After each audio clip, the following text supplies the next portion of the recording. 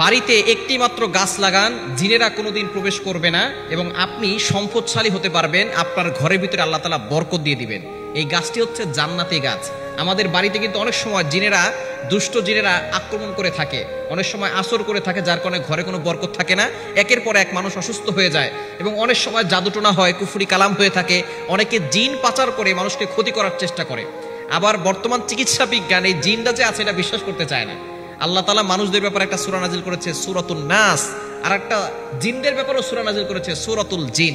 সুতরাং জিন জাতি বলতে কিছু একটা আছে, অদৃশ্য জিনিস, যাদেরকে আমরা দেখতে পারি না। আল্লাহ তাআলা তাদেরকে অদৃশ্য করে রেখেছেন।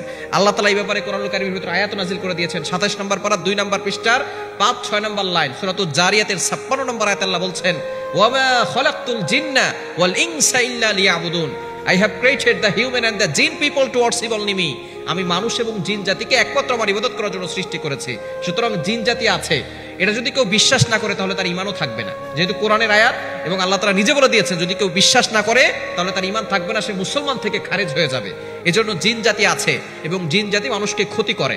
যারা অনেক সময় ভয় পেয়েছেন, বিপদে পড়েছেন, তারা এটা বোঝে। আর যারা এখনো বিপদে পড়ে নাই তারা মনে করে জিন জাতি কিছুই না, এটা মানসিক ভারসাম্যহীনতা।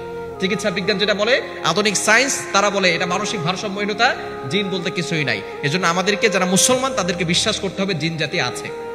এই জিন জাতিগুলো কোন কোন গাছে থাকে এটা আগে আমরা জানবো। যেইটি গাছে থাকে, এক নাম্বার হচ্ছে তেঁতুল গাছ। বড় যে তেঁতুল গাছগুলো আছে, আমাদেরকে অনেকে বলে, হুজুর অমুক রাতে তেঁতুল গাছে নিচ দিয়ে গিয়েছিলাম, তখন আমাদের অ্যাটাক করেছে, এরকম হয়। বট গাছে থাকে, বড় তাল গাছে থাকে, যে গাছগুলো অনেক বড় হয়ে গেছে, এই গাছগুলোতে জিন জাতি বসবাস করে। তবে একটা গাছ যদি আপনার বাড়িতে লাগাতে পারেন, আপনার ঘরে ঢুকবে না, সেটা হচ্ছে জান্নাতি গাছ, বড়ই গাছ। এই বড়ই গাছটা হচ্ছে খুবই ভালো একটি গাছ এবং এটা জান্নাতি গাছ। সিদরাতুল মুনতাহা, ৭ আসমানের পরে একটা জায়গা আছে সিদরাতুল মুনতাহা। এটা নবীজি সাল্লাল্লাহু আলাইহি ওয়াসাল্লাম যখন মেরাজে গিয়েছিলেন, তখন তিনি এই সিদরাতুল মুনতাহা একটা গাছ দেখেছেন, বড়ই গাছ।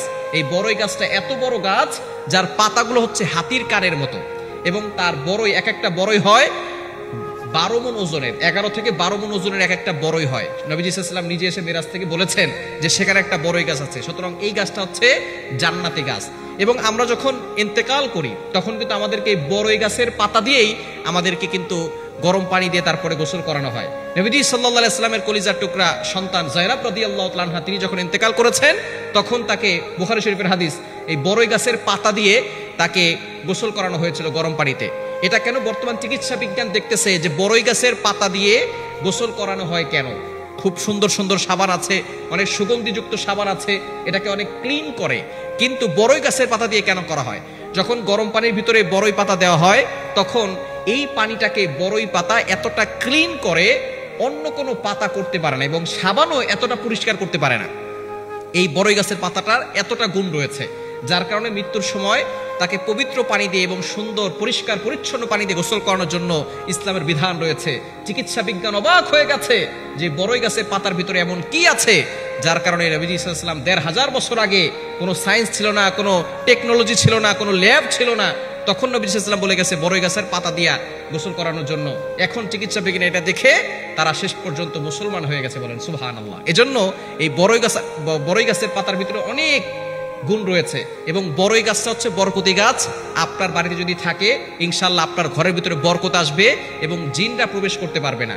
এখন অনেক সময় এমন হয় যে আমরা গান বাজনা এবং এমন ভাবে কুফরের ভিতরে লিপ্ত হয়ে যাই, হারাম কাজ করি, তখন বড়ই গাছের কোনো কাজে আসবে না। আমরা ঘরের ভিতরে এমন সময় এমন কাজ করি, হারাম কাজ। অনেকে বলে, হুজুর আমার বাসায় তো বড়ই গাছ আছে, তারপর জিন আছে। ঘরের ভিতরে অন্যায় হচ্ছে, নামাজ হচ্ছে না, অন্যায় কাজ করতেছেন, তখন কিন্তু বড়ই গাছ দিয়ে কোনো লাভ হবে না। এজন্য অবশ্যই নামাজ পড়তে হবে, আল্লাহর ইবাদত করতে হবে, হারাম ছাড়তে হবে, সব সময় পবিত্র পরিচ্ছন্ন থাকার চেষ্টা করতে হবে। ইনশাআল্লাহ দেখবেন আপনার ঘরের ভিতরে বড়ই গাছ থাকলে তখন আর কোনো ক্ষতি কেউ করতে পারবে না। এজন্য বেশি বেশি করে আল্লাহর কাছে দোয়া করবেন, সম্পদের জন্য দোয়া করবেন।